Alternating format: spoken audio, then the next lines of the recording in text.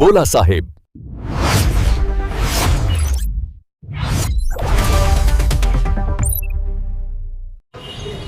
आज कराड शहराच्या विविध भागामध्ये भटके कुत्रे मृतावस्थेत आढळली, तर काही कुत्री ही अस्वस्थ होती.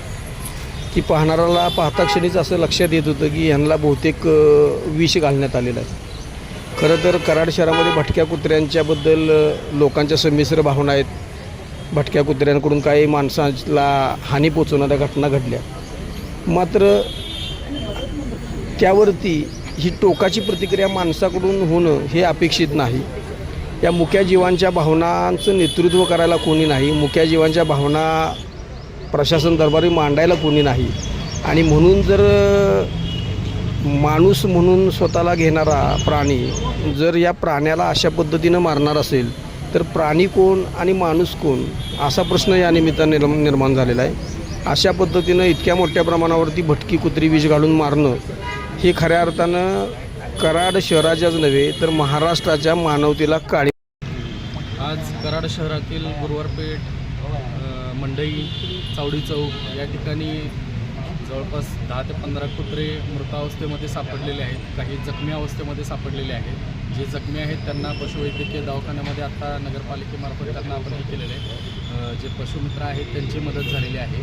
या अनुषंगाने त्यांचा मृत्यू कशामुळे झालेला आहे याच्या अनुषंगाने आम्ही थोडासा खोल तपास करणार आहोत. पोलीस विभागाची याच्यामध्ये मदत घेणार आहोत. जे CCTV आहेत त्या भागातले तेही तपासले जातील आणि जे कोण याच्या मागं असतील त्यांचा शोध घेतला जाईल, त्यांच्यावरती कारवाई केली जाईल. धन्यवाद. सकाळी कराडमध्ये वेगवेगळ्या ठिकाणी सकाळपासून कुत्रे मरून पडले, ते कुत्रे मरणासन्न अवस्थेत आहे अशा पद्धतीचे काही फोटो वगैरे व्हायरल झालेले आहे. आणि त्या पद्धतीने तिथे ज्यावेळेस जाऊन बघितलं आम्ही, तर स्पेसिफिक गुरुवारपेठ, चावडी चौक आणि त्याच्यानंतर मंडई परिसर, अगदी आपल्या विठ्ठल चौकात देखील तिथे सगळे कुत्रे थोडंसं मरून पडले होते काही, आणि काही मरणासन्न अवस्थेत होते. हे कशामुळं झालं याची जरा माहिती घेतली असता असं साधारण लक्षात आलं की काहीतरी विषबाधेचा प्रकार आहे, कुणीतरी विष घातलं आहे असं एक साधारण तिथं ऐकायला मिळालं. कारण एकाच वेळेला एवढ्या मोठ्या प्रमाणामध्ये जरी कुत्र्यांचं हे होत असेल, कुत्र्यांचा उपद्रव वगैरे ह्या चर्चा जरी असेल, तर अशा पद्धतीने कुत्र्यांना विष घालून मारणे हे निश्चितच मानवतेला काळीमाप असणार आहे. की कराडकरांना तरी निश्चितच शोभा देणार नाही आहे. की ज्या कराडामध्ये आपण जीवदया वगैरे माध्यमातून वेगवेगळ्या पद्धतीने आपण वन्यजीवांसाठी काम करत असतो, तिथं मात्र वन्यजीवांना आणि त्याचप्रमाणे अशा पाळीव प्राण्यांना किंवा हे पाळीव नसतील जरी भटके असतील तरीही आपल्या समाजामध्ये कुठंतरी आहेत, आणि यांना अशा पद्धतीने मारणं हे अजिबात योग्य नाही आहे. त्याचा आम्ही जीवदया ग्रुप कराडतर्फे आम्ही निषेध करतो. आणि याची कठोरात कठोर कारवाई, ज्यांनी हे कोणी कृत्य केलं आहे त्याच्यावर प्रशासनाने अगदी कठोरात कठोर कारवाई करावी आणि ह्याचा योग्य तो न्याय द्यावा. धन्यवाद. नमस्कार.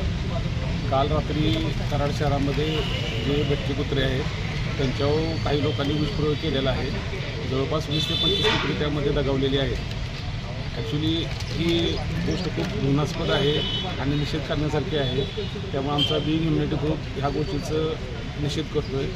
आणि ज्या लोकांनी हे कृत्य केलेलं आहे त्यांच्याविरुद्ध FIR आम्ही दाखल करतो आहे. आणि पेटाकडून आणि सकाळीच माझा मनका गांधी यांच्याशी फोन झालेला आहे, त्यांना सगळ्या गोष्टीची माहिती दिलेली आहे. त्यामुळं कठोरात कठोर कारवाई या गोष्टीवर केली जाईल एवढं बीइंग ह्युमॅनिटी ग्रुप करतो सांगतो. बोला साहेब.